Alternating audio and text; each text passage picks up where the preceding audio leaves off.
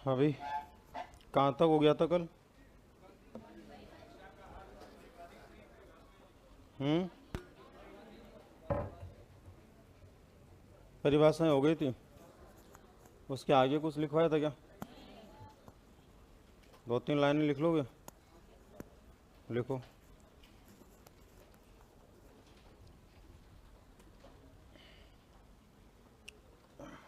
उपर्युक्त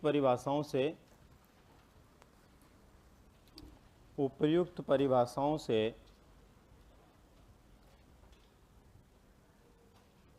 यह स्पष्ट होता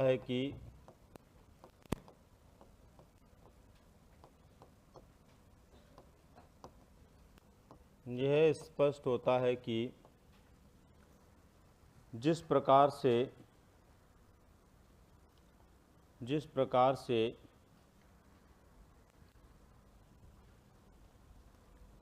एक बीज में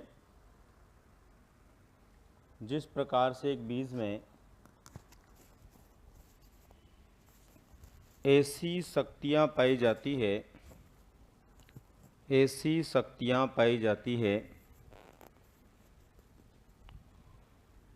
जो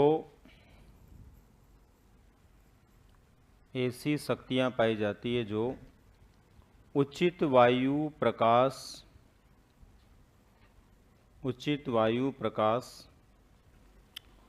नमी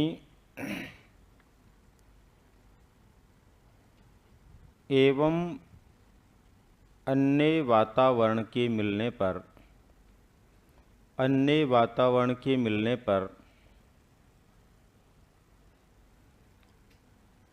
पर वह अंकुरित होकर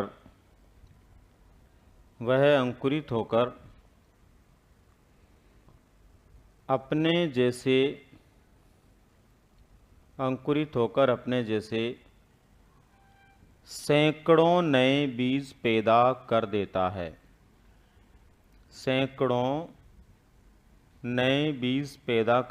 है।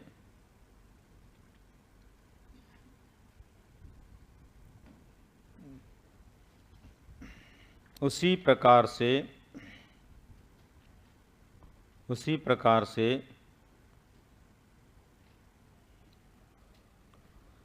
एक बालक को भी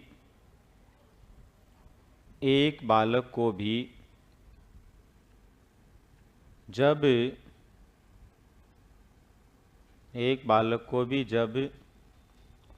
उचित वातावरण एवं शिक्षा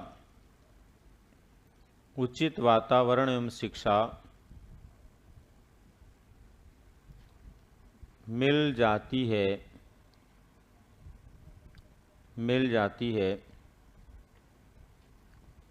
तो वह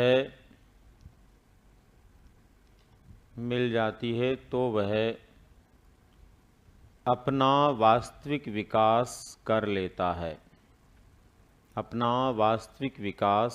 कर लेता है।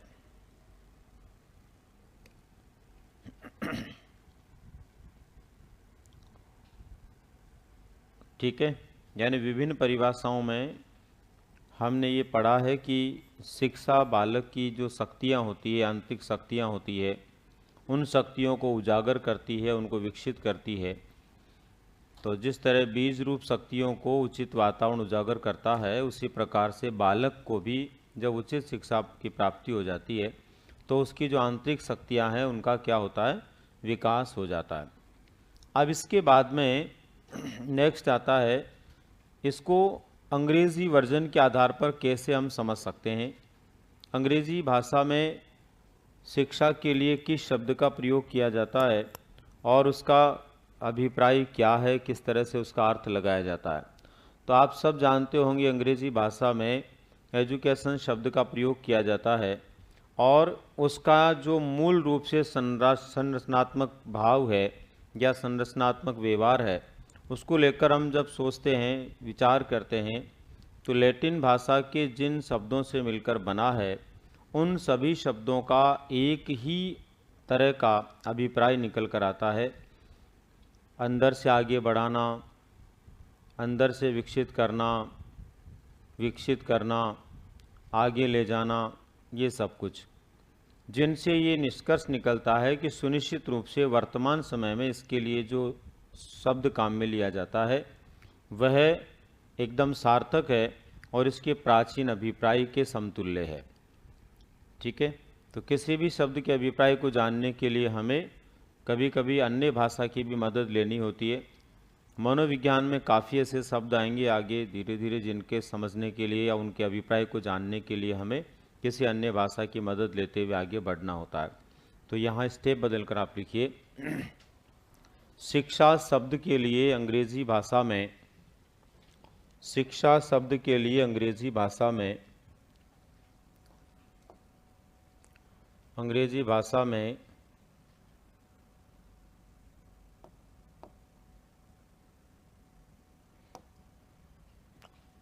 भाषा में जिस शब्द का प्रयोग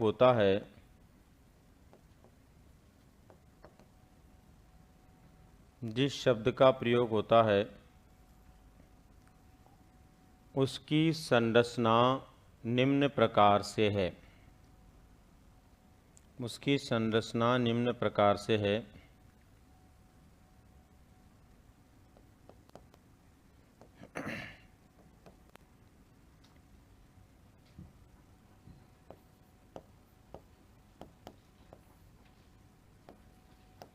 देखो, इसके लिए दो मत हैं। पहला मत है, उसके अनुसार तो ऐसा माना जाता है कि ये शब्द जो है वो एडुकेटम से बना है और इसका निर्माण जो हुआ है वो दो शब्दों से हुआ है, ए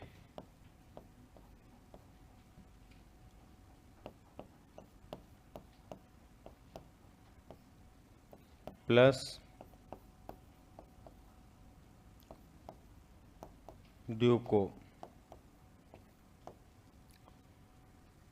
और दूसरा जो मत है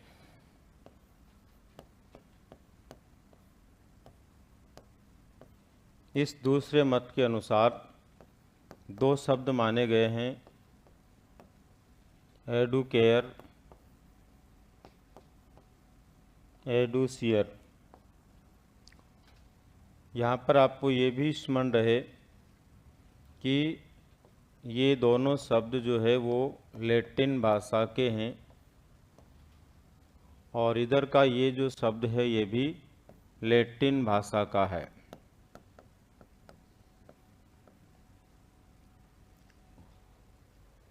तो भाषा के दृष्टिकोण से अगर देखें हम तो दोनों किसके हैं, लैटिन के हैं। इसके अभिप्राय को देखें तो इसका मतलब होता है अंदर से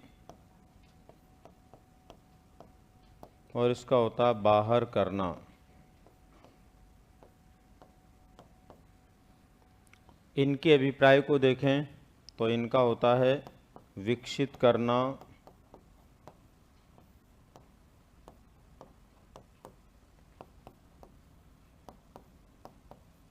आगे बढ़ाना,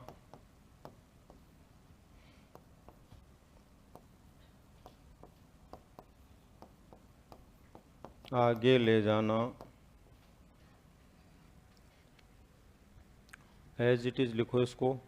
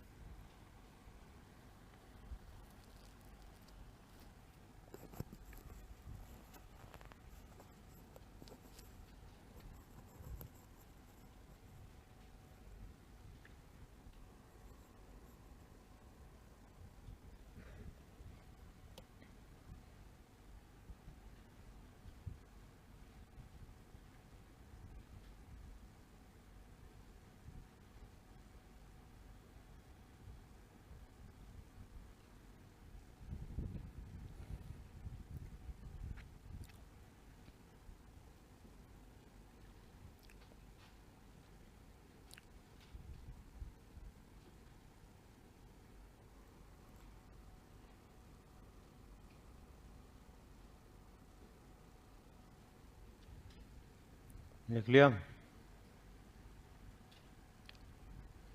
फास्ट लिखो, थोड़ा भी धीरे मत लिखा करो।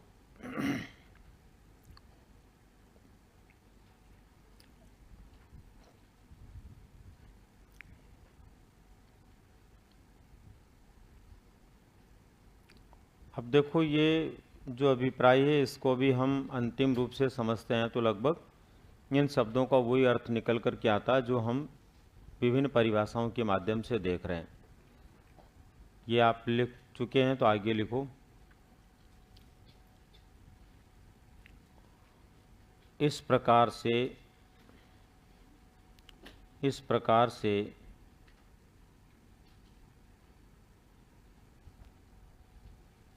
अंग्रेजी शब्द के आधार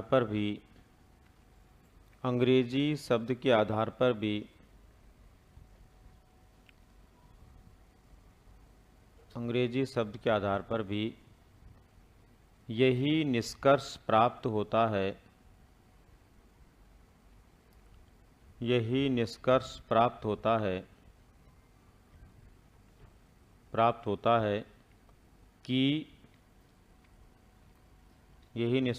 होता है कि शिक्षा बालक या व्यक्ति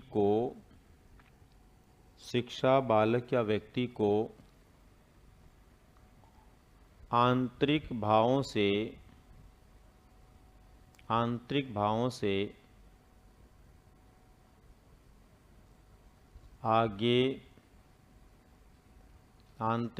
से आगे बढ़ाने वाला व्यवहार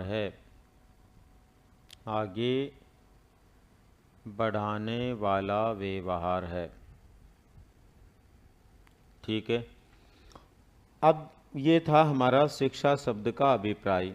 अब दूसरा शब्द आता हमारा मनोविज्ञान। जिस तरह से शिक्षा शब्द का अभिप्राय हमने जाना है, उसी तरह से मनोविज्ञान शब्द कहाँ से आया, कैसे मनोविज्ञान शब्द जो है हमारे जीवन में जुड़ा, कैसे इसकी शुरुआत हुई। तो दोस्तों, मनोविज्ञान जो है यह एक ऐसा शब्द है जो बहुत प्राचीन काल से चला आ रहा है।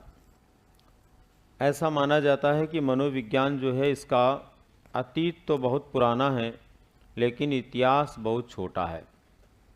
अगर हम मनोविज्ञान की संपूर्ण विषय वस्तु को पढ़ते हैं तो इसकी जितनी विषय वस्तु है उस विषय वस्तु का लगभग 80% भाग 20वीं सदी में बना हुआ है। यानी 1900 से लेकर 1999 के बीच में जो विषय वस्तु आई वो लगभग कितनी है? 80%, 80% विषय वस्तु है। और 20% विषय वस्तु है, उसमें से लगभग 2% विषय वस्तु 1800 ईस्वी तक की है, 1800 ईस्वी तक बनी।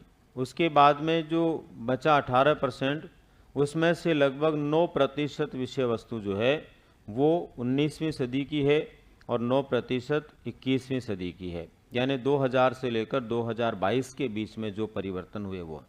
अगर हम इस आधार पर अंदाज़ा लगाएं तो मनोविज्ञान का संपूर्ण इतिहास 1 सदी से ज़्यादा पुराना नहीं है, लेकिन इसका अतीत बहुत पुराना है। अतीत का मतलब इसका जन्म जो हुआ वो बहुत पुराना है। कई बार क्या होता है, कई चीज़ें तत्काल विकास को प्राप्त नहीं करती, एक लंबे समय तक गर्त में रहने के बाद बाहर आती है।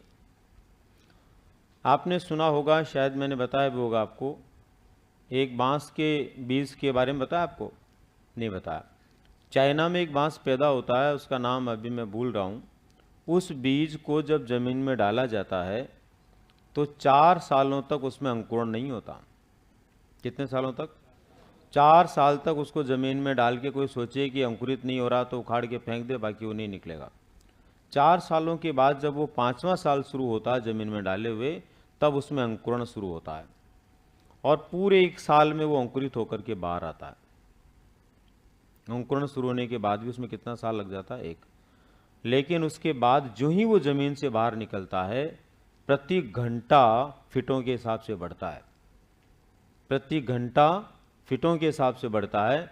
और देखते ही देखते उसके अंकुरण के बाहर आने के बाद लगभग 5 दिन में वो इतना बड़ा पौधा बन जाता है कि दुनिया में उससे बड़ा पौधा नहीं होता है। 5 साल तक गर्भ में रहने के बाद में वो इतनी ताकत के साथ में बाहर निकलता है, एकदम विकास उसका बहुत तेजी से होता है। ठीक वैसे ही मनोविज्ञान एक ऐसा विषय है जिसका बीजांकुर अगर बात करें हम, या बीजारोपण की हम बात करें, तो ये ईस्वी पूर्व 4वीं सदी में हो गया था। लेकिन ईस्वी पूर्व 4वीं सदी से लेकर के 19वीं सदी के दौर तक इसमें बहुत बड़ा कोई परिवर्तन नहीं हुआ, बहुत बड़े विषय वस्तु को लेकर के इसमें चेंजेस नहीं आए। लेकिन 19वीं सदी के बाद जाकर के इसमें कुछ होने लगा और 20वीं सदी तो पूर्ण रूप से मनोविज्ञान को समर्पित हो गई। आज 21वीं सदी में यदि दुनिया का सबसे बड़ा विषय है तो कौन बन गया? मनोविज्ञान बन गया। इसका मतलब ये हुआ कि इस विषय ने जैसे पुराने एक लंबे दौर को अतीत के रूप में गुजारा, वहीं पर इसका वर्तमान दौर जो है सबसे स्वर्णिम है।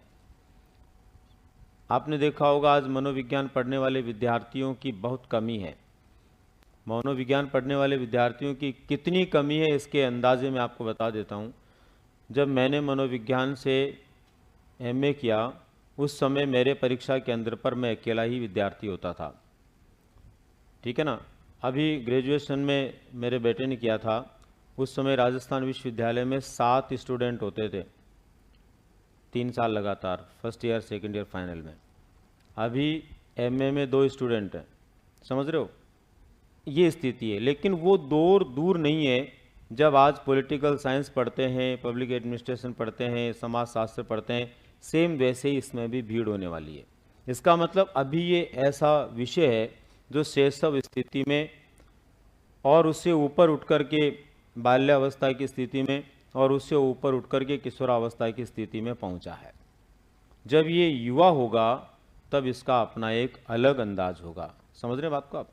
तो यहाँ पर एक प्रश्न आता परीक्षा में, एबिंगहास नामक विद्वान, उन्होंने कहा है कि मनोविज्ञान जो है उसका इतिहास बहुत छोटा है लेकिन अतीत बहुत पुराना है।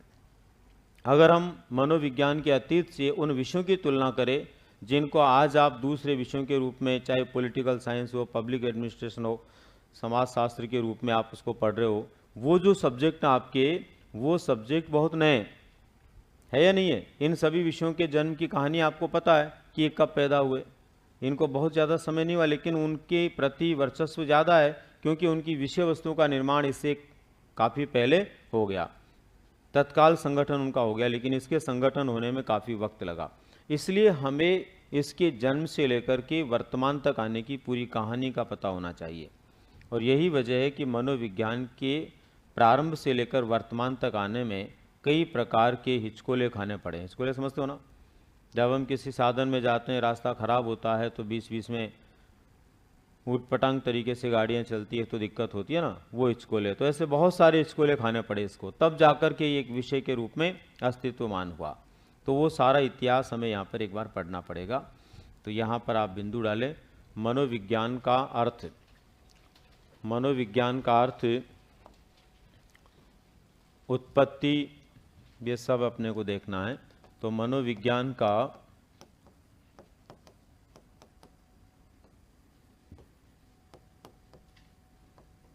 अर्थ, अब इसका अर्थ जानने के लिए हमें इसकी उत्पत्ति देखनी पड़ेगी, कैसे ये पैदा हुआ, और प्लस इसकी प्रकृति देखनी पड़ेगी, क्या इसकी प्रकृति है, और इसका विकास देखना पड़ेगा, कैसे इसका विकास हुआ है। तब जाकर के हम जो है इस विषय के बारे में समझ पाएंगे। तो सबसे पहले नंबर पर तो देखो, अगर हम इसकी उत्पत्ति की बात करते हैं तो कहाँ से इसकी शुरुआत हुई है? ईस्वी पूर्व से इसकी शुरुआत हुई है। ईस्वी पूर्व में 3 व्यक्ति हुए हैं, जिन तीनों के बारे में आप लोगों को काफ़ी आइडिया होगा। ये जो 3 व्यक्ति हैं ये कौन कौन हैं? एक थे सुकरात, एक थे प्लेटो और एक थे अरस्तु।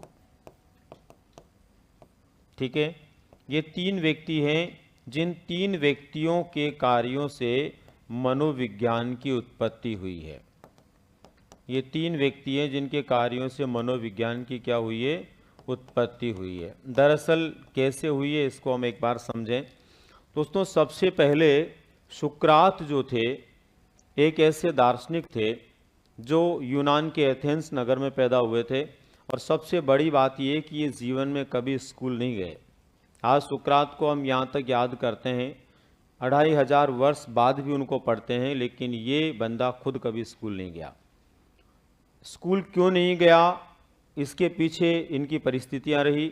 सबसे बड़ी बात यह है कि ये यूनान में एथेंस नगर में जिस परिवार में पैदा हुए थे, वो परिवार एथेंस नगर का सबसे गरीब परिवार था। इनके पिता मूर्तियां बनाते थे और मूर्तियां बनाकर उनसे अपनी सुबह शाम की दाल रोटी कमाते थे। इनके पिता की उस ज़माने में ये स्थिति नहीं थी कि इनको पढ़ा सकते, इसलिए इनको कहीं स्कूल नहीं भेजा गया। और जब ये थोड़े समझदार हुए तब इनको मूर्तियां बनाने का काम सौंप दिया गया और ये भी मूर्तियां बनाने लगे। जब ये लगभग 20-21 वर्ष के हुए, उसके बाद इनको लगा कि मैं इसलिए पैदा नहीं हुआ हूँ कि मैं केवल मूर्तियां बनाता रहूँ, मुझे दुनिया में कुछ करना है। और आत्म जागृति उनको ऐसी हुई कि ये अपने घर से निकल कर के हर रोज़ थोड़ा थोड़ा समय इस बात के लिए लगाते थे कि चलते रास्ते किसी भी व्यक्ति को रोक लेते और उसको 2-4 ज्ञान की बातें बताते। वो व्यक्ति प्रारंभ में तो इनसे परेशान होता, लेकिन धीरे धीरे इनकी बातों को सुनकर के एथेंस नगर में बहुत सारे लोग जो थे वो इनकी तरफ अट्रैक्ट होने लगे। और स्थितियाँ ये बनी कि लगभग 10 वर्षों के अंदर ही यूनान के उस नगर की सड़कों पर जाम लग जाता था जब सुकरात वहाँ से निकलते थे। सबसे बड़ी बात यह कि जिस सड़क के नुक्कड़ पर जाकर ये खड़े होते थे, युवाओं की लाइन लग जाती थी। ये अपने मौखिक प्रवचन देना शुरू करते थे और कितने घंटे तक बोलते रहे किसी को पता तक नहीं लगता था, और लोग केवल और केवल इनको सुनने में मस्त रहते थे। इस व्यक्ति का प्रभाव यूनान के उस क्षेत्र में इतना ज़बरदस्त हुआ कि जब ये 50 वर्ष के थे तब तक ये अविवाहित थे। 50 वर्ष की उम्र में एक 25 वर्ष की महिला जो है उसने इनसे रिक्वेस्ट की विवाह करने के लिए, और इन्होंने पहली मर्तबा उसको मना कर दिया। लेकिन जब उसने कहा कि मैं भी तुम्हारी तरह दुनिया में कुछ करना चाहती हूँ, तब इन्होंने उस महिला से विवाह किया। 70 साल की उम्र जब इनकी हुई तब तक यूनान के लोगों में, राजा जो वहाँ के थे उनमें, वहाँ के प्रशासनिक अधिकारी जो होते थे उनमें, आम जन में 3 तरह के भाव पैदा हुए। शासक और प्रशासन से संबंधित जो लोग थे वो डरने लगे कि जिस दिन सुकरात चाहेगा उस दिन सबका तख्ता पलट देगा, क्योंकि पूरा यूनान का क्षेत्र इनकी बातों को मानने लग गया था। और आम जन ये मानता था कि सुकरात जिस दिन चाहेगा उस दिन हम हमारे जीवन को बदल देंगे। ऐसी स्थितियां बनने पर यूनान के उस क्षेत्र के शासक वर्ग के लोग और प्रशासन वर्ग के लोगों ने मिलकर इनके साथ में जो है धोखा किया। और सबसे बड़ा धोखा ये था कि इनको ज़बरदस्ती इस बात के लिए फंसाया गया कि सुकरात देश के लोगों को विशेष प्रकार से ईश्वर की जो या प्रकृति की जो सोच है लोगों में उसको ख़त्म कर रहा है, नास्तिक बना रहा है, और ये लोगों में दुष्प्रचार कर रहा है, धर्म के प्रति दुष्प्रचार कर रहा है, और इसलिए इसके ऊपर केस दायर किया जाए। जब इन पर केस दायर हुआ और जब उसका रिजल्ट आया, उसका निर्णय आया, तो आपको पता है उस ज़माने में केस दायर करने वाले भी वही थे और निर्णय देने वाले भी वही थे। तो निर्णय क्या आना था? डिसीजन ये आया कि या तो तुम्हें देश छोड़कर जाना है या मृत्यु दंड लेना है, दोनों में से कोई एक चुनना है। इनको खुद को कह दिया गया या तो आप मृत्युदंड ले लीजिए या देश को छोड़कर चले जाइए। अब आप सोचिए कि एक व्यक्ति ने जिस देश में इतना बड़ा नाम किया वो देश छोड़ के चला जाएगा तो और ज़्यादा क्या हो जाएगा, अच्छा होगा या बदनाम हो जाएगा? तो इसलिए इन्होंने मृत्युदंड को चुना और इस तरह से मृत्युदंड की सज़ा से ये इस दुनिया से विदा हो गए। लेकिन जाने से पहले एक लाइन बोल करके जो गए, उस लाइन ने दुनिया को बहुत कुछ दे दिया। वो लाइन थी, मनुष्य को मनुष्य का अध्ययन करना चाहिए। इससे पहले दुनिया केवल विज्ञान, प्रकृति और ईश्वर की खोज के पीछे पड़ी हुई थी।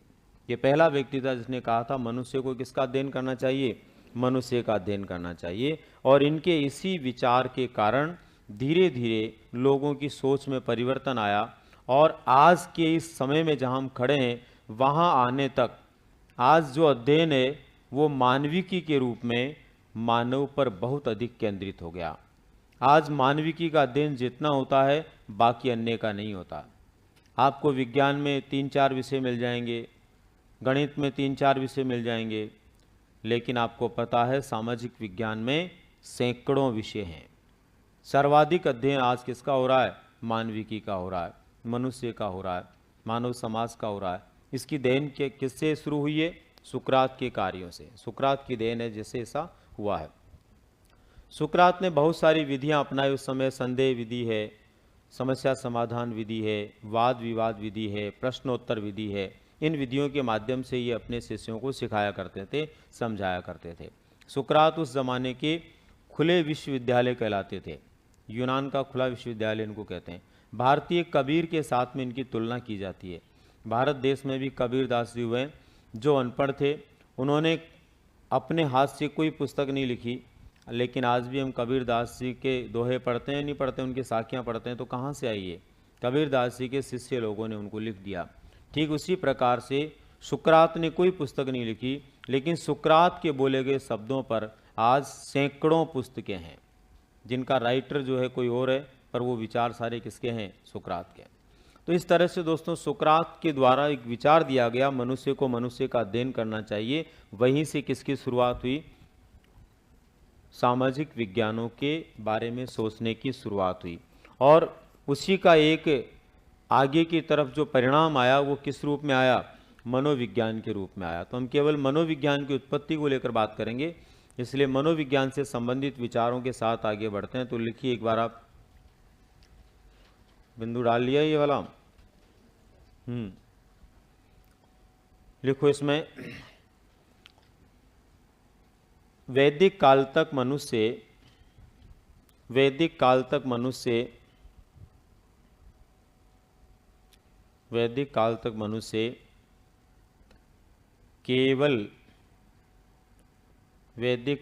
मनुष्य केवल ईश्वर और प्रकृति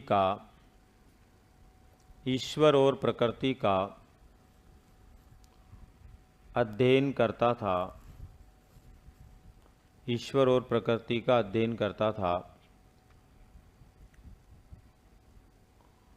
अपने स्वयं के बारे में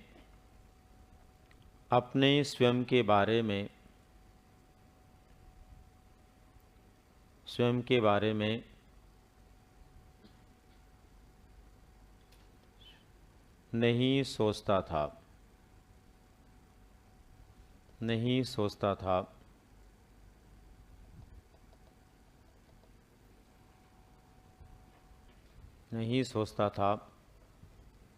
पहली बार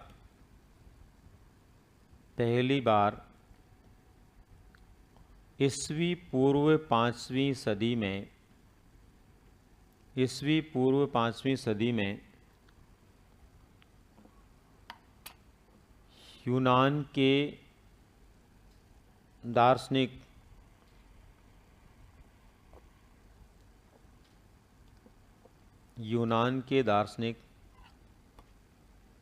सुकरात ने मनुष्य को स्वयं के बारे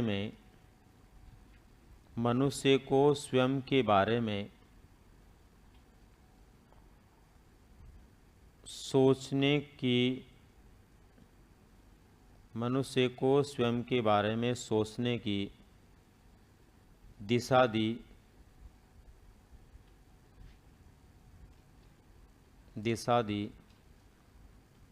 और मनुष्य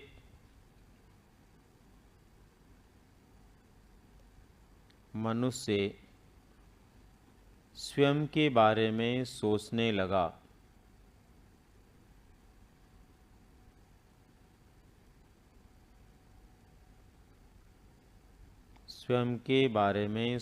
लगा। सुकरात ने कहा था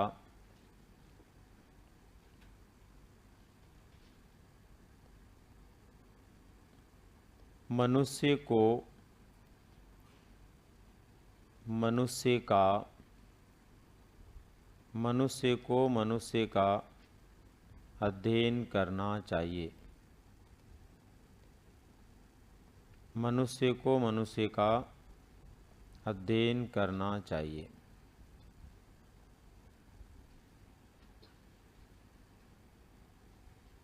अध्ययन करना चाहिए। ये इस विचार से जो है मनुष्य ने अपने बारे में सोचना शुरू किया। दोस्तों, सुकरात के शिष्य थे प्लेटो। कौन थे? प्लेटो। और प्लेटो भी उसी नगर में पैदा हुए जिस नगर में सुकरात पैदा हुए। एथेंस के उस परिवार में पैदा हुए जो एथेंस का सबसे धनाढ्य परिवार था। दोनों के जन्म से संबंधित परिवारों की परिस्थितियां एकदम विपरीत थी। जहां सुकरात एकदम गरीब परिवार में हुए थे, वहीं पर प्लेटो वहां के सबसे धनी परिवार में पैदा हुए थे। प्लेटो जब धनी परिवार में पैदा हुए तो आप समझ सकते हैं उस ज़माने की जो भी शिक्षा थी वो प्लेटो को निश्चित रूप से मिली होगी। उस ज़माने की जो उपलब्ध शिक्षा थी उसके सर्वोच्च स्थान तक की शिक्षा जो है प्लेटो ने प्राप्त की। सारी शिक्षा प्राप्त करने के बाद लगभग 20 वर्ष की आयु के समय प्लेटो का संपर्क जो है सुकरात से हुआ। और सुकरात से संपर्क होने के बाद प्लेटो अपनी सारी पुरानी शिक्षा को भूल गए और किसके शिष्य बन गए? सुकरात के शिष्य बन गए। सुकरात के शिष्य बनकर कुछ दिनों तक रहे। सुकरात के विचार उनके ऊपर प्रभावी रूप से विशेष प्रभाव के साथ में एक ऐसी स्थिति पैदा करने लगे कि वो अपने आप को सुकरातमय समझने लगे। ऐसा लगने लगा उनको कि सुकरात जो कह रहे हैं वही ईश्वरीय भाषा है। लेकिन उसी दौर में सुकरात को क्या मिला? मृत्युदंड मिला। सुकरात को जब मृत्युदंड मिला तो प्लेटो उससे दुखी हो गए और सुकरात ने भले ही देश नहीं छोड़ा था लेकिन प्लेटो देश छोड़ कर के बाहर आ गए। यूनान को छोड़कर ये कई अफ्रीकी देशों में घूमते रहे, फिर एशियाई देशों में घूमने लगे। एशियाई देशों में घूमते घूमते तत्कालीन भारत की सीमा में ही आए और भारत देश के यहाँ पर किसी एक संत से इनकी मुलाकात हुई। उससे मुलाकात होने के बाद में उस व्यक्ति के द्वारा, उस संत के द्वारा जब इनको कहा गया कि तुम इस तरह से भटक करके अपने गुरु की मृत्यु का बदला नहीं ले सकते, अगर तुम ये चाहते हो कि अपने गुरु की मृत्यु का बदला लेना है तो तुम्हें उसी देश में रहना है और उसी देश में कुछ ऐसा करके दिखाना है कि लोगों को लगे कि तुमने अपने गुरु के लिए कुछ किया है। वो विचार इनको लग गए। वापस ये एथेंस पहुँचे। 10 वर्षों तक भटकने के बाद, 10 वर्ष बाद जब ये एथेंस पहुँचे तो वहाँ जाने के बाद इन्होंने जाते एक स्कूल की स्थापना की और इनके द्वारा स्थापित किया गया स्कूल यूनान का सबसे बड़ा विश्वविद्यालय बना। और इतना बड़ा विश्वविद्यालय बना कि इनके ज़माने में एक समय में 10-10 हज़ार विद्यार्थी वहाँ पढ़ा करते थे। एक ज़माने मतलब वहाँ आज भी भारत के किसी बड़े विश्वविद्यालय में 10,000 बालक एक साथ नहीं होंगे, वहाँ पर 10,000 विद्यार्थी एक एट ए टाइम पढ़ते थे। इतना बड़ा विश्वविद्यालय इनका वो स्कूल बना। तो इस तरह से जो है यहाँ पर इन्होंने एथेंस नगर में वापस अपने सुकरात के विचारों का परचम लहरा दिया।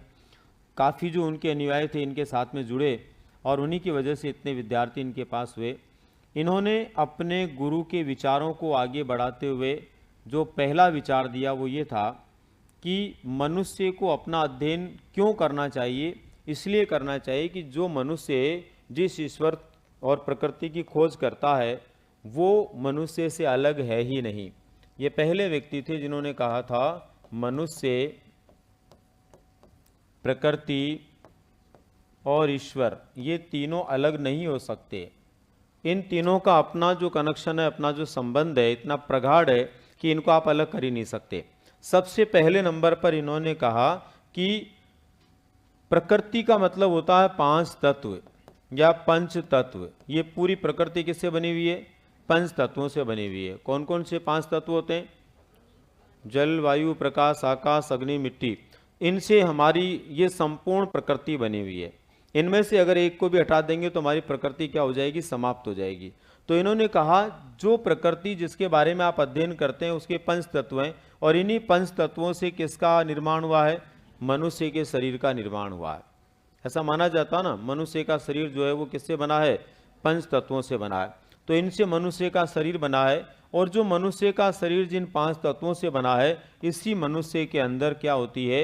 आत्मा पाई जाती है। इन्होंने कहा था कि मनुष्य की नाभि से निकलने वाली तृष्णा, मनुष्य के हृदय से निकलने वाले भाव और मनुष्य के मस्तिष्क से निकलने वाले विचार जो होते हैं वो एकाकार होकर के आत्मा बन जाती है। और वो आत्मा जो होती है उसी आत्मा के कारण मनुष्य किसी परम सत्ता को क्या कहता है? ईश्वर कहता है। अगर आत्मा नहीं होती तो हम किसी परम सत्ता को ईश्वर नहीं मानते, उसी को हम ईश्वर मानते हैं। तब इन्होंने कहा था आत्मा ही क्या है? परमात्मा है। अगर आत्मा है तो हम किसी परमात्मा को याद करते हैं, आत्मा नहीं है तो हम किसी परमात्मा को याद नहीं करते हैं। तो पहली बार आत्मा को परमात्मा कहने का श्रेय किसको जाता है? प्लेटो को जाता है।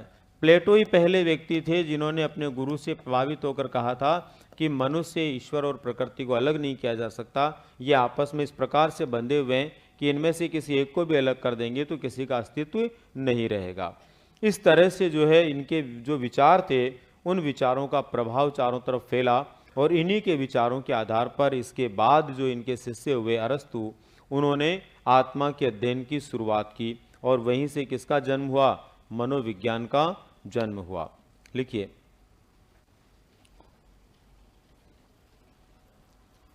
यूनान के ही दार्शनिक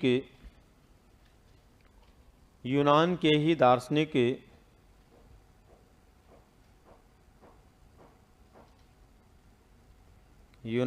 ही दार्शनिक एवं सुकरात के शिष्य प्लेटो ने, यूनान के ही दार्शनिक एवं सुकरात के शिष्य प्लेटो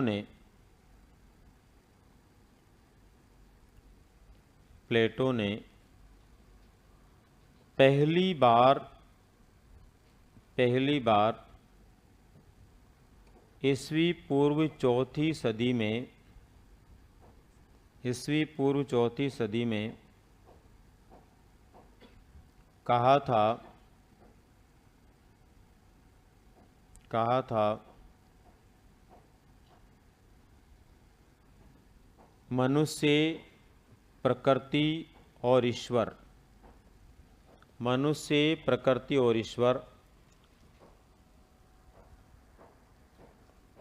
आपस में इस प्रकार से बंधे हुए हैं।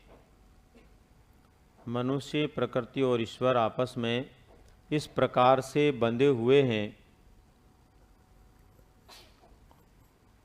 कि इनको एक दूसरे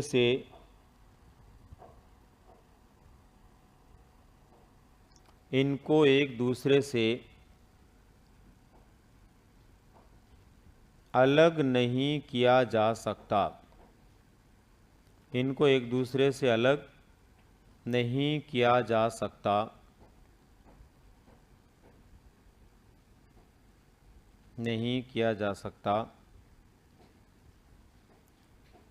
और इन्होंने ही कहा था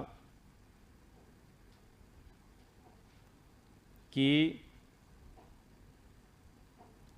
मनुष्य की नाभि से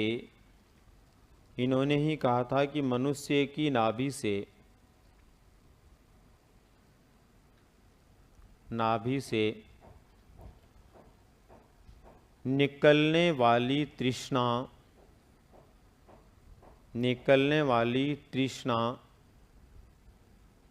का मतलब जानते हो आप क्या?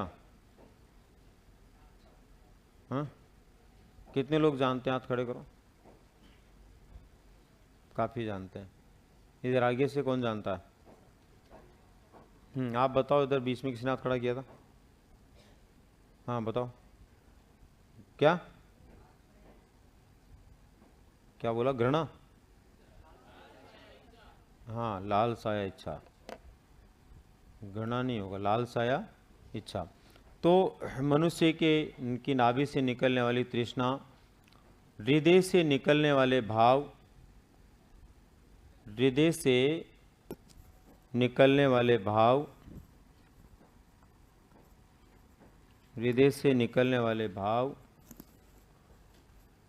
एवं मस्तिष्क से निकलने वाले विचार मस्तिष्क से निकलने वाले विचार जब एक रूप हो जाते हैं,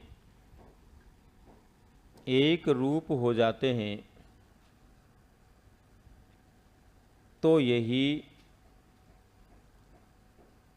आत्मा कहलाते हैं, यही आत्मा कहलाते हैं। और आत्मा ही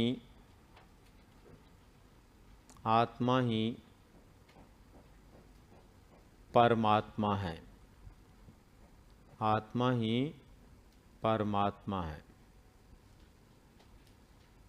ठीक है, ये विचार प्लेटो के द्वारा दिए गए। अब इसके बाद में अरस्तु की बारी आती है। अरस्तु जो थे ये प्लेटो के जीवन से बहुत अधिक प्रभावित थे।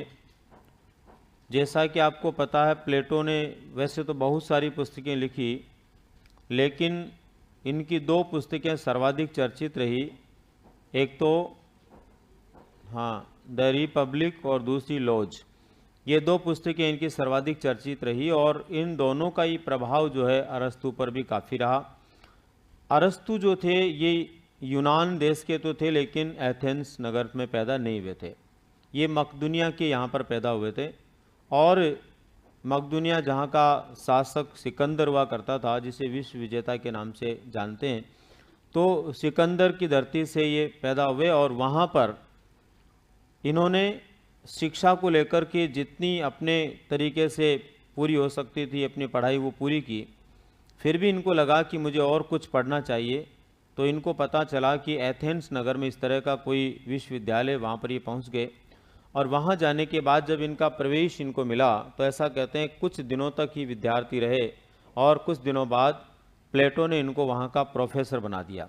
यानी इतने योग्य, चतुर, समझदार और प्रभावशाली थे कि गए विद्यार्थी बनकर के और वहाँ क्या बन गए, प्रोफेसर बन गए। वहाँ पर ये प्रोफेसर बने और कुछ ही दिनों में पूरे विश्वविद्यालय का ध्यान, नज़र इस एक व्यक्ति पर जाने लगा। जितने भी विद्यार्थी वहाँ होते थे केवल एक व्यक्ति का इंतजार करते थे, वो था अरस्तु।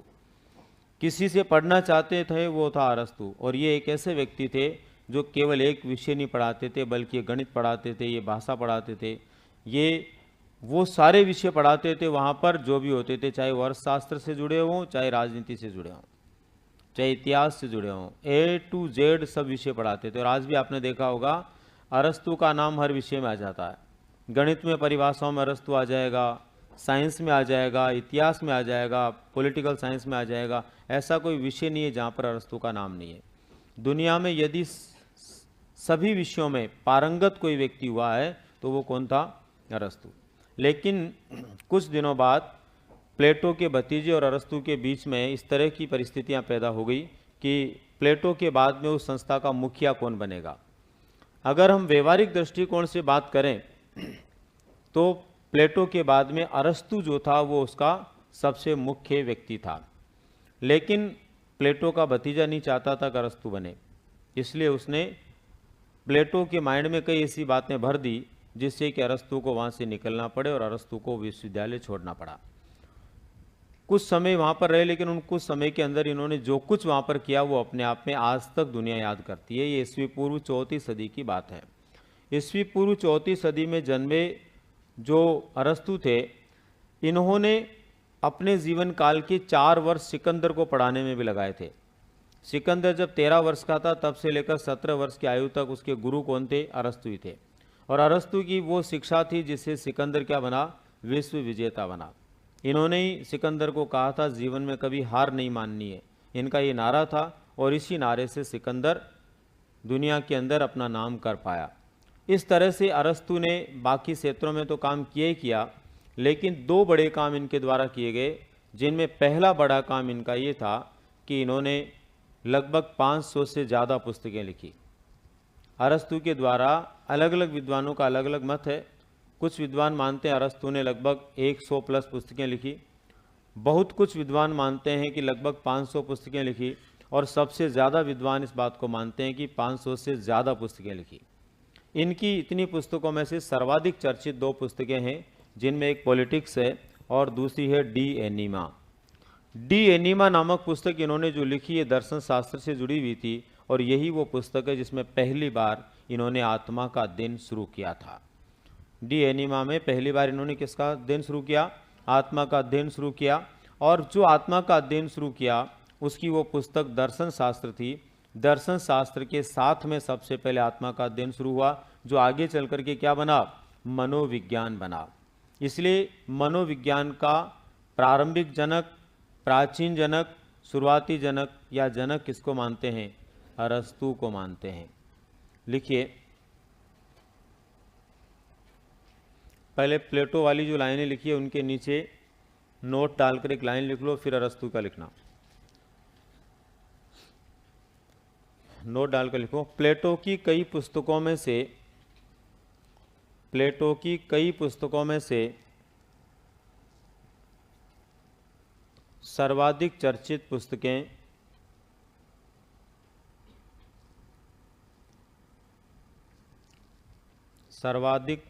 पुस्तकें द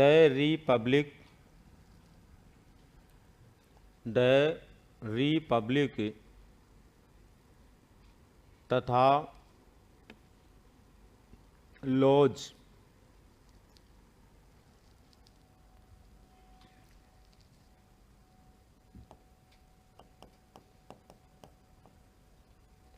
लॉज थी। हाँ, क्या करो?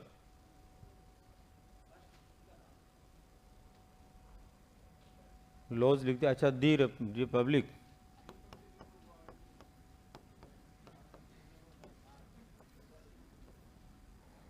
ठीक है, इसके बाद में अब लिखिए आप स्टेप बदल करके, प्लेटो के शिष्य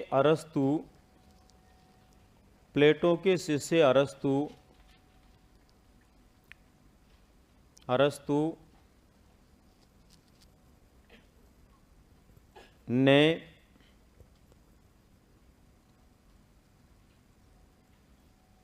प्लेटो की शिक्षाओं को मानते हुए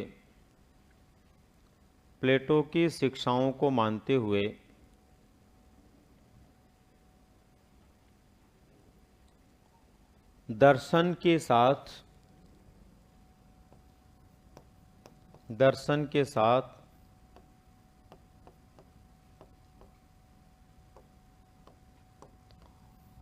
आत्मा का अध्ययन शुरू किया। दर्शन के साथ आत्मा का अध्ययन शुरू किया और दर्शन के साथ आत्मा का अध्ययन शुरू किया और यही आत्मा का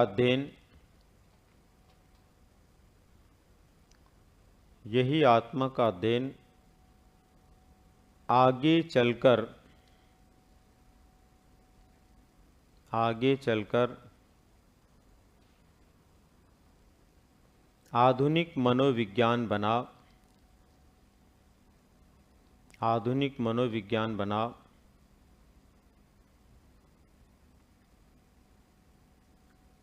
इसलिए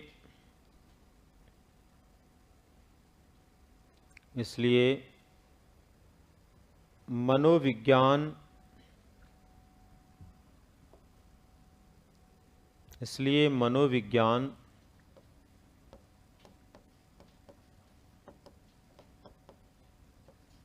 या प्राचीन मनोविज्ञान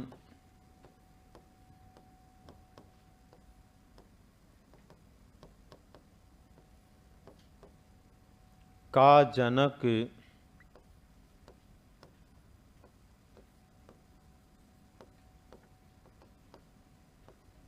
अरस्तु को माना जाता है।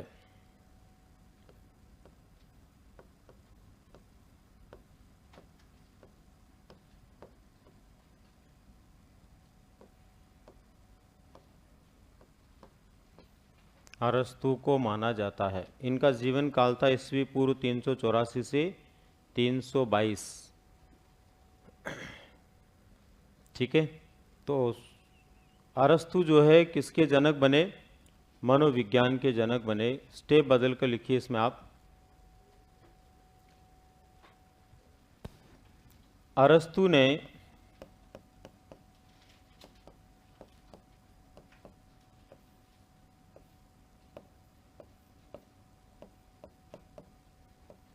पाँच सौ से अधिक पुस्तकें लिखी। अरस्तु ने 500 से अधिक पुस्तकें लिखी, जिनमें सर्वाधिक चर्चित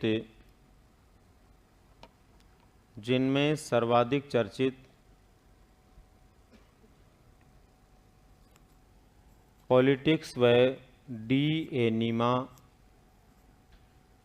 है। पॉलिटिक्स व डी एनिमा है।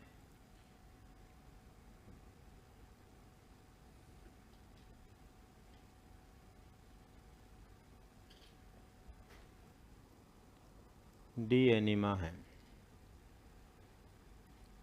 ठीक है। अब इसके बाद में देखो, यहाँ पर हम इस बात को ज़रूर ध्यान में रखेंगे कि सबसे पहले मनोविज्ञान की शुरुआत जो हुई वो किस विषय के साथ में हुई? तो किस विषय के साथ में हुई? दर्शन शास्त्र के साथ में हुई। ये आपको ध्यान रहे। ये प्रश्न 2011 में पूछा गया परीक्षा में, तो फिर पूछा जा सकता है। इसके बाद में जो अरस्तु हैं, इनको हम मनोविज्ञान का या प्राचीन मनोविज्ञान का जनक मानते हैं, लेकिन कुछ विद्वान, जिनमें एक प्रमुख विद्वान है कॉल्सनिक, वो इसको जनक नहीं मानते। तो कभी कभी ऐसा भी प्रश्न आ सकता है कि किस विद्वान के अनुसार अरस्तु प्राचीन मनोविज्ञान के जनक नहीं है, या इनमें से कौन से विद्वान हैं जो अरस्तु को मनोविज्ञान का जनक नहीं मानते हैं? तो नोट डाल कर लिखिए। दूसरे का उत्तर भी अरस्तु ही है।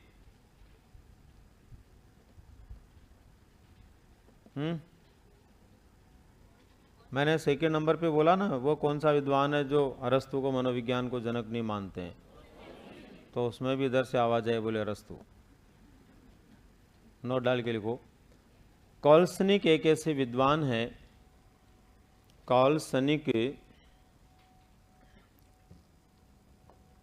एक ऐसे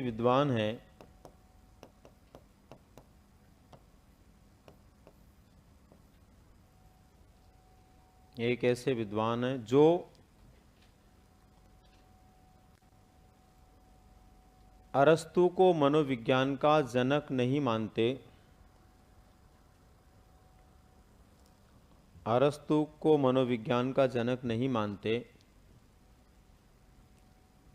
और कहते हैं कि इसका वास्तविक हकदार प्लेटो है। इसका वास्तविक हकदार प्लेटो है।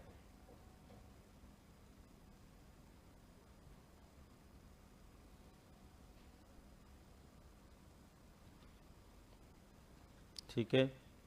अब देखो, अरस्तु के काल से लेकर के, यानी ईस्वी पूर्व 4वीं सदी से लेकर के 20वीं सदी के बीच में एक बड़ा अंतर है, यानी लगभग 2500 वर्षों का अंतर है। 2500 वर्षों के अंतराल के बाद जाकर के मनोविज्ञान वर्तमान स्वरूप में आया। इसीलिए प्रसिद्ध दार्शनिक और मनोवैज्ञानिक एबिंगहास ने लिखा है। अब क्या लिखा है देखो, उससे पहले एक लाइन आप लिखिए। ईस्वी पूर्व 4वीं सदी से लेकर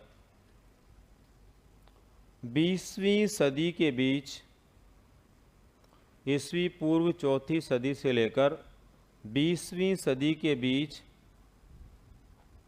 मनोविज्ञान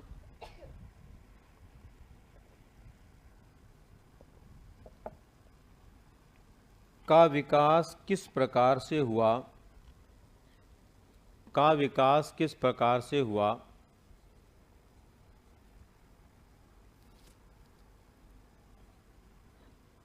इसके संदर्भ में विचार देते हुए इसके संदर्भ में विचार देते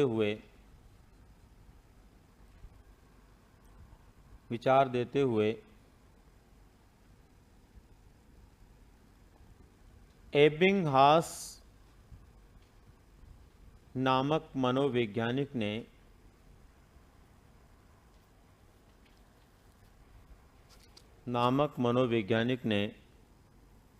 लिखा है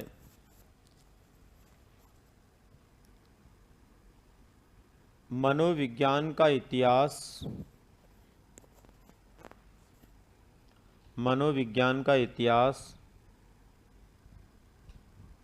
बहुत छोटा है। मनोविज्ञान का इतिहास बहुत छोटा है,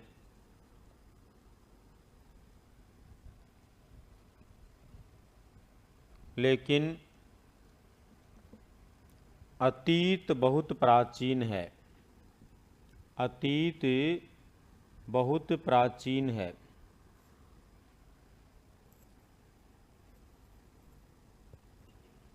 अतीत बहुत प्राचीन है। ठीक है, अब देखो दोस्तों, ईस्वी पूर्व 4वीं सदी से लेकर के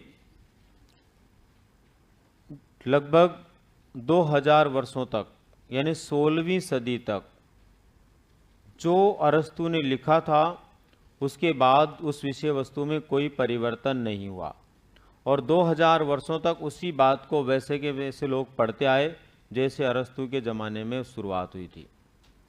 लगभग 2000 वर्षों के अंतराल के बाद 16वीं सदी में जाकर के, अच्छा ये तो आप सबको पता होगा ही होगा, 16वीं सदी का मतलब क्या है। 1599 से लेकर के उससे पीछे का जो पूरा समय होता है वो 15वीं सदी होता है। इसी प्रकार से इससे आगे का जो समय होता है वो कौन सी सदी होती है? यही है ना सही? हाँ, तो बताओ सही क्या, बताओ। हाँ, 1500 से लेकर 1599 तक के काल को क्या कहते हैं? 16वीं सदी कहते हैं ना। गड़बड़ नहीं करना, बहुत सारों को आइडिया नहीं रहता ना। और इसके बाद कौन सी शुरू हो जाएगी? 1600 के बाद में, यहाँ से 1600 आते ही 17वीं सदी। समझ रहे बात को आप? क्योंकि ये बात बताना इसलिए ज़रूरी होता है, कई बार मेरे साथ ये घटित घटना है कि मैं 16वीं सदी बोलकर फिर बोलता हूँ कि 1590 ईस्वी में ऐसा हुआ, तो फिर कमेंट आता है कि सर आपने अभी तो 16वीं सदी बोला था। तो आपको तो दिक्कत नहीं किसी को? 16वीं सदी का मतलब क्या है? 1500 से 1599। अभी हम कौन सी सदी से गुजर रहे हैं? 21वीं से। 2000 से 2099 तक का जो समय है वो 21वीं सदी है। तो दोस्तों 16वीं सदी में क्या हुआ था? 1590 ईस्वी में पहली बार हलचल हुई थी अरस्तु की विषय वस्तु से संबंधित। और ये जो हलचल हुई ये भी यूनान के एक दार्शनिक के द्वारा ही हुई। यूनान में ही एक दार्शनिक थे रुडोल्फ गोइक्ले।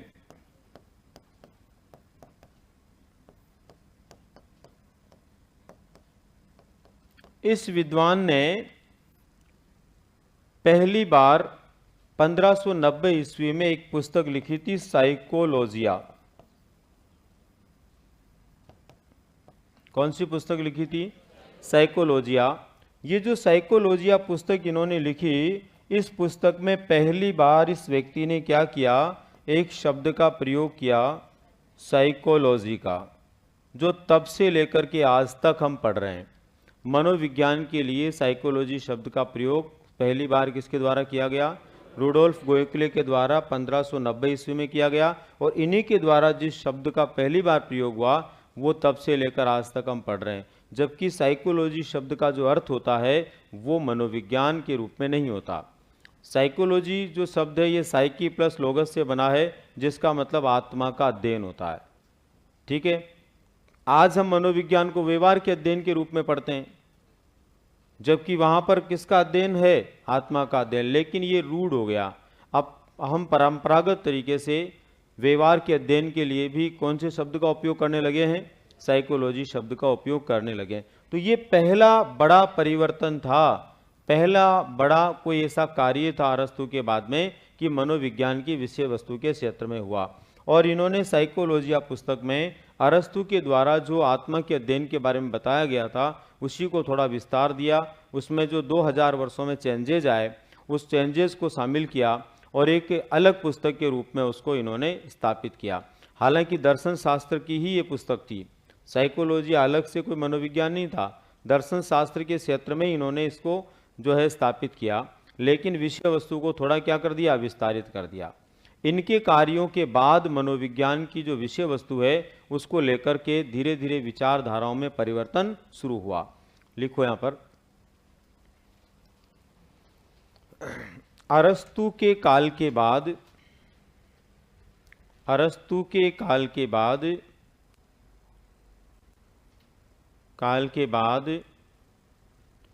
अरस्तु के काल के बाद लगभग 2000 वर्षों तक, लगभग 2000 वर्षों तक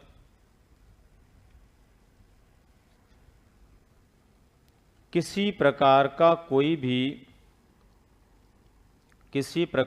कोई भी परिवर्तन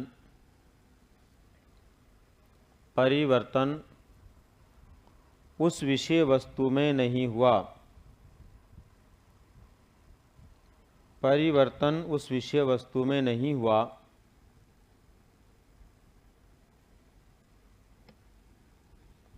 विषय वस्तु में नहीं हुआ। 1590 ईस्वी में, 1590 ईस्वी में पहली बार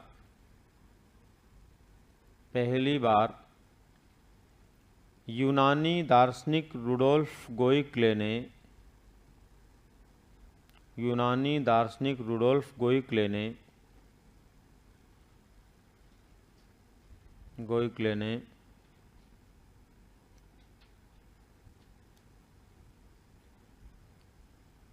साइकोलॉजिया नामक पुस्तक लिखी, साइकोलॉजिया नामक पुस्तक लिखी।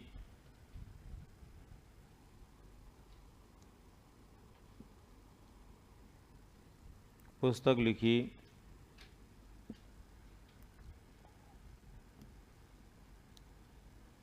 जिसमें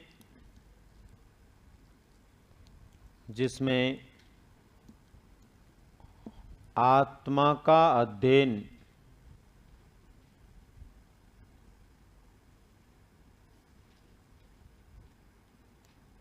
आत्मा का अध्ययन की विषय वस्तु के लिए, आत्मा का अध्ययन की विषय वस्तु के लिए साइकोलॉजी शब्द का प्रयोग किया, साइकोलॉजी शब्द का प्रयोग किया।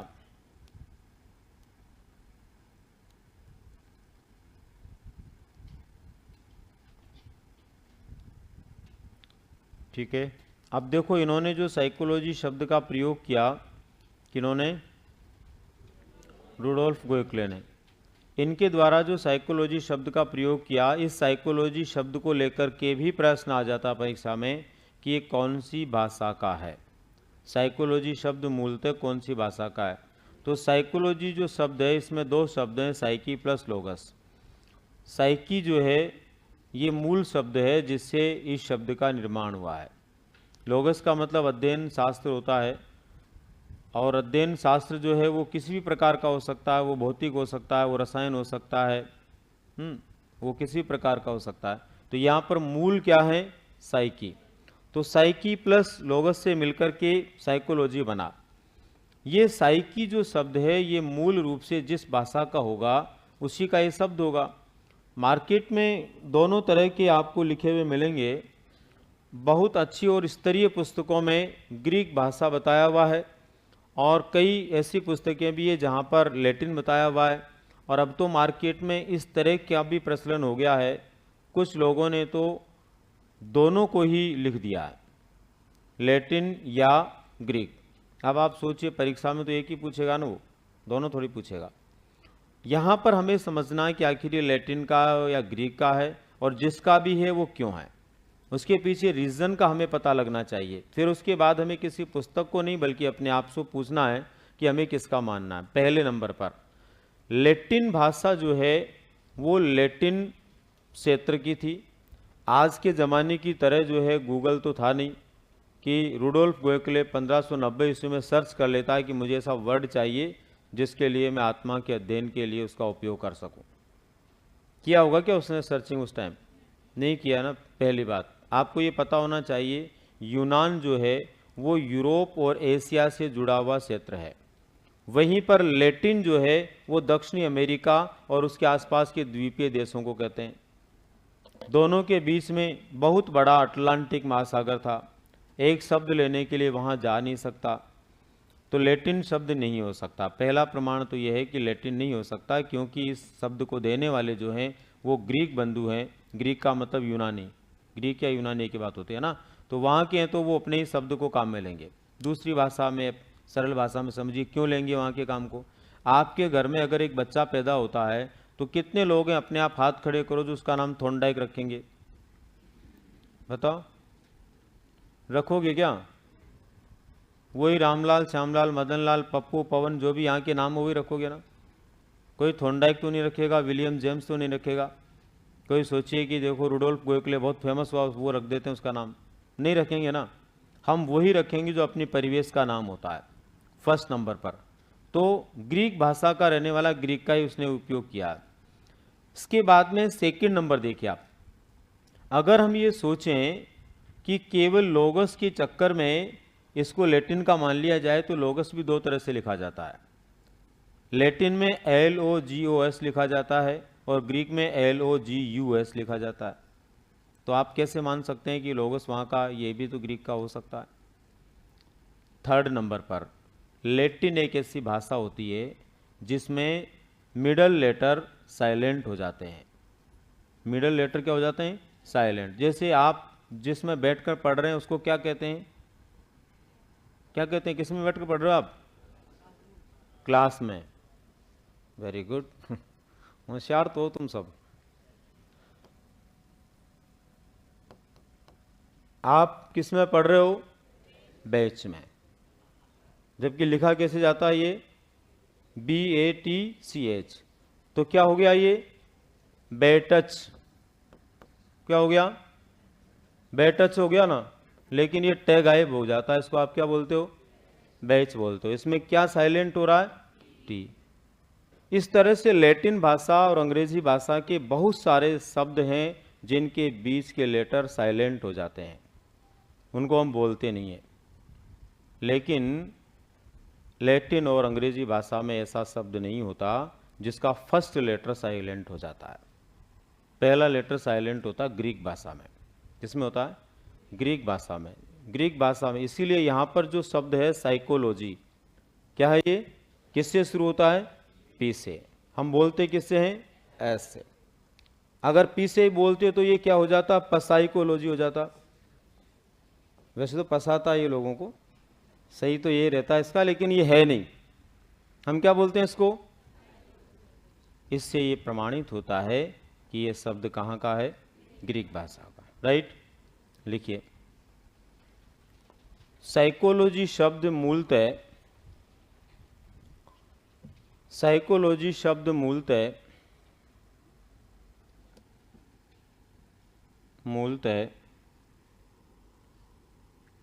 साइकी प्लस लोगस, साइकी प्लस लोगस से बना है।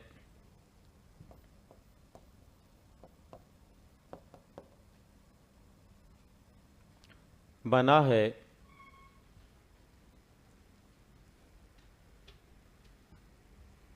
जो मूलतः ग्रीक भाषा का शब्द है। जो मूलतः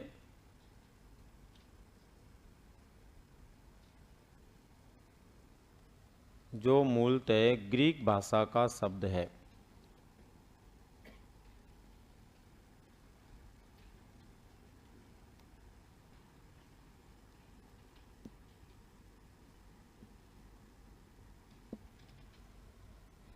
ठीक है, तो आपको यहाँ पर ये स्मरण रहे, यहाँ पर ध्यान रहे कि साइकोलॉजी शब्द को यदि परीक्षा में पूछा जाता कौन सी भाषा का, तो कौन सी भाषा का बताना है यहाँ। और ये प्रश्न परीक्षाओं में एक से अधिक बार पूछा जा चुका है, फिर पूछा जा सकता है।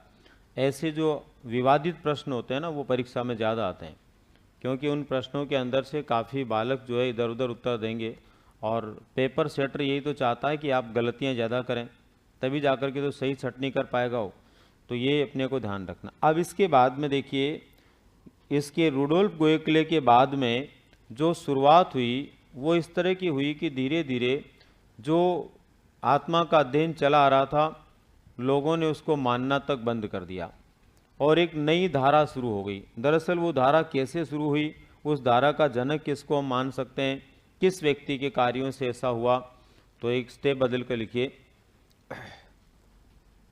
16वीं सदी तक आत्मा के अध्ययन को लेकर किसी भी प्रकार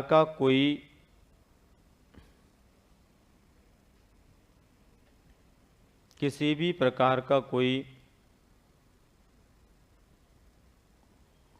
मानने अमानने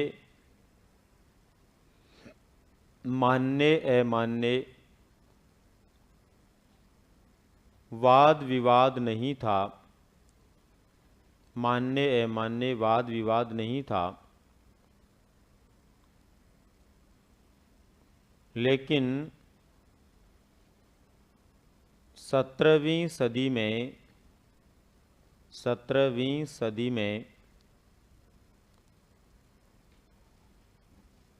इसकी शुरुआत हुई। 17वीं सदी में इसकी शुरुआत हुई। देखो इसकी शुरुआत कैसे हुई। यूनान में ही एक दार्शनिक पैदा हुए थे, ये 1596 ईस्वी में इनका जन्म हुआ था और 1650 ईस्वी में इनकी मृत्यु हुई थी। ये इनका जीवन काल था। लगभग 54 ईयर्स तक ये दुनिया में रहे। अपने इस जीवन काल में इस व्यक्ति ने बहुत सारे विषयों का अध्ययन किया, लेकिन 2 विषयों में महारत हासिल की। और इनके द्वारा जिन 2 विषयों में महारत हासिल की गई, उनमें एक था दर्शन और एक थी भौतिकी। दर्शन शास्त्र में और भौतिक विज्ञान में इस व्यक्ति ने महारत हासिल की। इन 2 विषयों के अंदर काफ़ी कुछ इन्होंने सीखा और सिखाया। इसी दौर में इस व्यक्ति के मस्तिष्क में एक विचार आया, और वो विचार क्या आया? विचार आया कि जो दर्शन में आत्मा का अध्ययन किया जाता है, आत्मा का अध्ययन, ये एक बहुत अच्छा अध्ययन है, ये एक बहुत अच्छा अध्ययन है, लेकिन इसका सम्मान लोगों की नज़र में कम है। क्यों कम है? क्योंकि ये मानविकी से जुड़ा हुआ विषय है और ये साइंस से जुड़ा हुआ है। तो साइंस का विषय होता है, उसकी वैल्यू ज़्यादा मानी जाती है ना। तो ऐसी स्थिति के अंदर अगर मैं आत्मा के अध्ययन को किस में जोड़ देता हूँ, भौतिक विज्ञान में जोड़ देता हूँ, तो न सिर्फ इसकी वैल्यूज बढ़ जाएगी, अपितु इसके पढ़ने वाले लोगों की संख्या भी बढ़ जाएगी। ये सोच करके इन्होंने क्या किया, आत्मा के अध्ययन की विषय वस्तु को किसमें जोड़ने का दुस्साहस कर लिया? भौतिक विज्ञान में। कि इसको अब दर्शन में नहीं पढ़ा जाएगा, इसको भी किसमें पढ़ा जाएगा? भौतिक विज्ञान में पढ़ा जाएगा। जब इनके द्वारा ये कार्य किया गया, तब बहुत सारे लोग इनके विरोध में खड़े हो गए। और इनके विरोध में खड़े होने वाले जो लोग थे, उनमें कौन कौन थे? हॉब्स,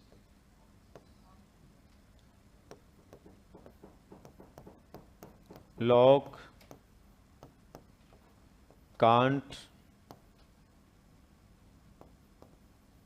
स्पिनोजा आदि। ये उस जमाने के प्रसिद्ध दार्शनिक हुआ करते थे, जो सब इनके क्या हो गए? विरोधी हो गए। कि ऐसा नहीं हो सकता। ऐसा इसलिए नहीं हो सकता कि जिस भौतिक विज्ञान में तुम आत्मा के अध्ययन की बात करते हो, वहाँ संभव नहीं है। भौतिक विज्ञान में उन चीज़ों को पढ़ा जाता है जिनका अपना कोई मान होता, अपना कोई भार होता, अपना कोई अस्तित्व होता, अपनी कोई गति होती है। आत्मा जो है उसका कोई स्वरूप नहीं है। आत्मा का क्या नहीं है? स्वरूप नहीं है। जब आत्मा का स्वरूप नहीं है तो उसको आप भौतिक विज्ञान में कैसे पढ़ सकते हैं? भौतिक विज्ञान में यदि आप वायु के बारे में भी पढ़ते हैं तो वायु का अपना स्वरूप होता है, वायु की अपनी गति होती है, वायु की अपनी संक्रियाएं होती है। लेकिन आत्मा क्या है, कहाँ है, कैसी है, हमारे शरीर में कहाँ पाई जाती है, ये तो आत्मा जो शब्द है ये तो कल्पना है। किसके द्वारा की गई? प्लेटो के द्वारा। प्लेटो ने ये कल्पना की है कि ऐसा हो सकता है, ऐसा होता है, पर उसको उन्होंने कहीं पर एक अंग के रूप में नहीं माना, और बात भी सही है। आज आपने देखा होगा आपके आसपास बहुत सारे कई लोग बीमारी के बाद में इलाज के लिए बड़े बड़े शहरों में जाते होंगे। उसके अंदर कई लोग ऐसे होंगे जिनके बारे में आपने सुना होगा कि उसका जो है हार्ट खराब हो रहा है, उसका ब्रेन खराब हो रहा है, उसका लीवर खराब हो रहा है, उसका इलाज चल रहा है। कभी तुम्हारे पड़ोस के किसी आदमी की आत्मा खराब हुई जिसको अस्पताल में भर्ती करवाया गया हो? नहीं ना। आत्मा पूरी कल्पना है, आत्मा का कोई स्वरूप नहीं है, और स्वरूप नहीं है तो इसको किस में नहीं पढ़ा जा सकता? भौतिक विज्ञान में नहीं पढ़ा जा सकता। ये विचार किसके द्वारा दिया गया? बाकी इन विद्वानों के द्वारा जो विरोधी थे। और जब ये विचार फैला तो इतना ज़बरदस्त तरीके से फैला कि लोगों ने ये सोच लिया जब इसका कोई अस्तित्व ही नहीं है, जिसका कोई स्वरूप ही नहीं है, उसको पढ़ने से क्या फ़ायदा है। और आत्मा के अध्ययन की विषय वस्तु से लोगों का मोह भंग हो गया। आत्मा के अध्ययन की विषय वस्तु को लोगों ने पढ़ना बंद कर दिया, जो कितने सालों से चली आ रही थी? 2000 वर्षों से चली आ रही थी। लिखिए,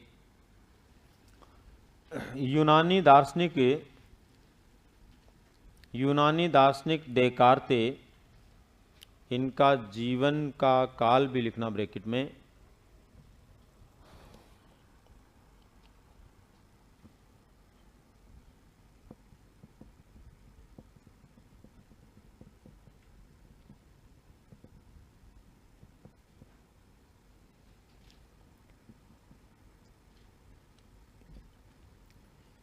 देख लिया, ने 17वीं सदी में, ने 17वीं सदी में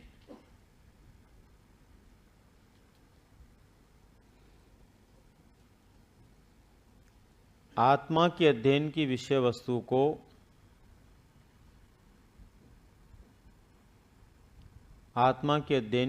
वस्तु को भौतिक विज्ञान में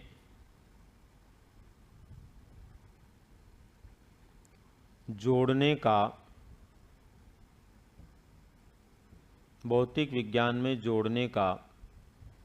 प्रयास किया।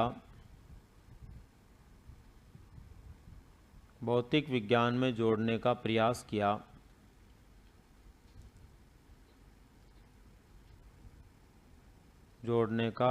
किया तथा भौतिक विज्ञान में जोड़ने का प्रयास किया तथा जब भौतिक विज्ञान में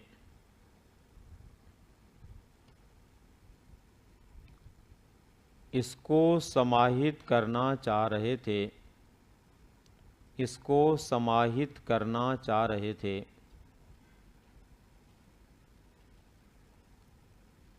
तभी उस ज़माने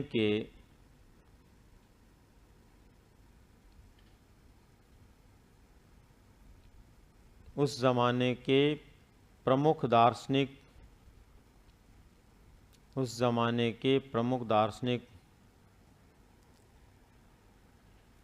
हॉब्स, लॉक, कांट, स्पिनोजा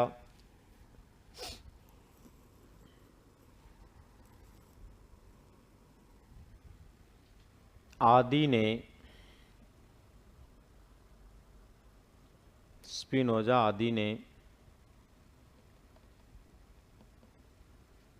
इसका विरोध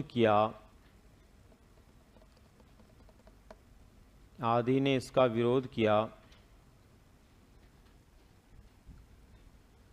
और आदि ने इसका विरोध किया और कहा कि आत्मा का कोई स्वरूप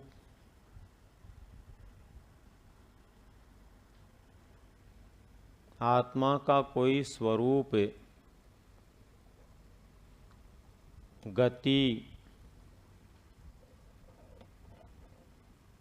आत्मा का कोई स्वरूप गति या अस्तित्व नहीं है,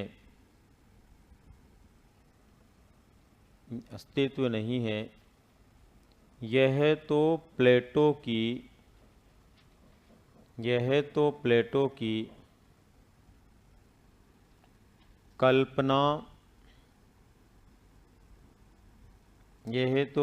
की कल्पना मात्र है। इसलिए इसका अध्ययन भौतिक विज्ञान में संभव नहीं है।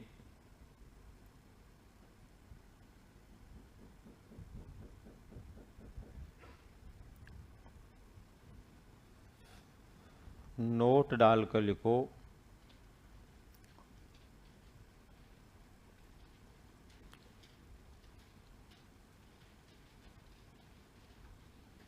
आधुनिक मनोवैज्ञानिकों में से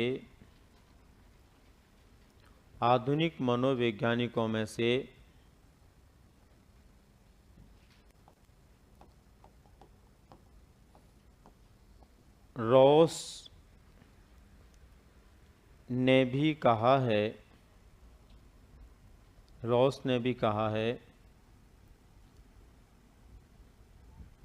आत्मा एक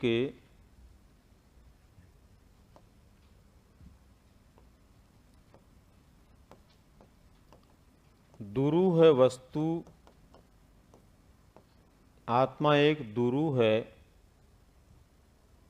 वस्तु है जिसे प्राप्त नहीं किया जा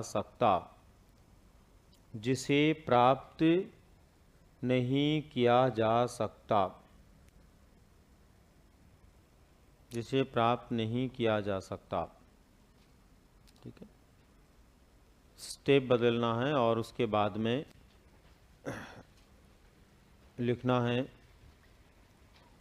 उपर्युक्त सवालों एवं कारणों से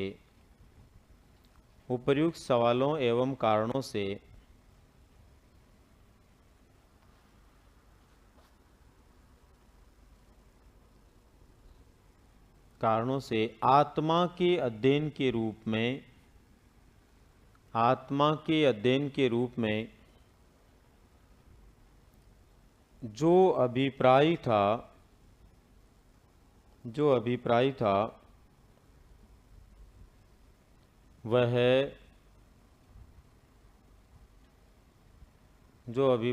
वह समाप्त हो गया।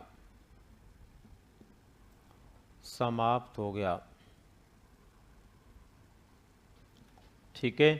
तो इस तरह से आत्मा के अध्ययन के रूप में जो अभिप्राय शुरू हुआ था मनोविज्ञान के प्रारंभिक स्वरूप से, वो समाप्त हो गया 2000 वर्षों की यात्रा करने के बाद। वो अलग बात है कि समाप्त हो गया, लेकिन आज तक के अर्थों में अब भी ये सबसे लंबी यात्रा वाला है, क्योंकि उसके बाद में कम समय में अभिप्राय बदलते रहे। अब इसके बाद में जो अगला इसका अभिप्राय शुरू हुआ 17वीं सदी में, वो प्रस्तुतकर्ता के रूप में हम बात करें तो पोम्पोनोजी हैं। इटली के दार्शनिक थे पोम्पोनोजी, उन्होंने इसको शुरू किया। लेकिन प्रश्न ये कि सबसे पहले जब पोम्पोनोजी ने मन या मस्तिष्क का विज्ञान कहा, तो क्या इससे पहले भी इन शब्दों का आगमन हुआ था या इससे पहले भी ये शब्द थे? तो दोस्तों, सबसे पहले प्लेटो ऐसे विद्वान थे जिन्होंने मन शब्द का प्रयोग किया था। प्लेटो दुनिया के पहले व्यक्ति थे जिन्होंने किस शब्द का प्रयोग किया था? मन शब्द का प्रयोग किया था। और कांट वो व्यक्ति थे जिन्होंने 17वीं सदी में कहा था कि आत्मा का नहीं मन का अध्ययन होना चाहिए। आत्मा का नहीं, किसका होना चाहिए? मन का अध्ययन। लेकिन कांट ने इस दिशा में बोला जरूर, लेकिन आगे कुछ भी नहीं किया। फिर जो कांट ने बोला उसको मूर्त रूप देने का श्रेय जाता है इटली के दार्शनिक पोम्पोनोजी को। इसलिए आज हम ये कहते हैं कि मन का विज्ञान या मनोविज्ञान, इसके लिए जो अभिप्राय दिया गया वो किसके द्वारा दिया गया? हाँ, साइंस ऑफ माइंड। ये किसने बताया इसको पहली बार? पोम्पोनोजी ने, वर्तमान स्वरूप में प्रस्तुत करते हुए। बाकी केवल माइंड शब्द की बात करें यानी मन शब्द की बात करें तो ये किसने दिया था? प्लेटो ने दिया था। और कांट पहले व्यक्ति थे जिन्होंने कहा था कि ये अध्ययन किसका होना चाहिए? मन का अध्ययन होना चाहिए। ठीक है, समझ में आ रहा कुछ ठीक ठाक? रोज का रोज आप पढ़ते हो कि नहीं पढ़ते हो? अच्छा, एक ये है कि कल मेरी क्लास नहीं रहेगी, मैं आज बाहर जा रहा हूँ, परसों से वापस विधिवत रहेगी, तो कल मैं नहीं आऊँगा। तो ऐसा कोई आपको मानसिक रूप से तनाव नहीं लेना। तनाव तो वैसे तो नहीं होना चाहिए, क्योंकि बहुत सारे लोग तो सोचते होंगे 1.5 घंटा कैसे निकलता है, परेशान हो जाते हैं। लेकिन वास्तविकता यही, जो पढ़ने वाले विद्यार्थी हैं उनको थोड़ा सा रहता है कि हमारी क्लास शुरू हुई और बीच में, तो कारण उसका ये कि मैं खुद यहाँ पर नहीं हूँ, है ना। इस वजह से कल कोई और क्लास आपकी एडजस्ट रहेगी इस टाइम पे। परसों से विधिवत रूप से हम बात करेंगे। Thank you.